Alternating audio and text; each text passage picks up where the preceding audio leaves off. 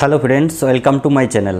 আজ আমি আলোচনা করব সোশ্যাল মিডিয়ায় অর্থাৎ ফেসবুকে কমেডির নামে নোংরামি।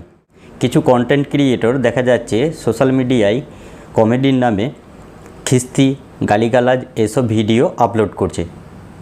তো প্রথমে আপনাদেরকে কয়েকটি ক্লিপ দেখাচ্ছি, তারপরে আমি আলোচনা শুরু করছি। আমি কথা বলছি বঙ্গ লুচ্ছাকে নিয়ে।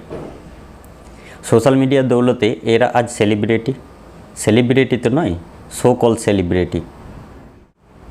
ভাবতে অবাক লাগে যখন কোনো শিক্ষা প্রতিষ্ঠান এদেরকে চিফ গেস্ট হিসাবে আমন্ত্রণ করে। তো একটা শিক্ষা প্রতিষ্ঠানের অ্যানুয়াল প্রোগ্রামে বঙ্গলুচ্ছাকে চিফ গেস্ট হিসেবে আমন্ত্রণ করা হয়েছিল। তো সেই মোতাবেক ওরাও ওই অনুষ্ঠানে গিয়েছিল। এবার দর্শক যখন ওদের কাছে একটা ডায়লগ শোনার জন্য ডিমান্ড করে, তখন অ্যাঙ্কার বলে ওরা টাকা উপার্জনের জন্য করে।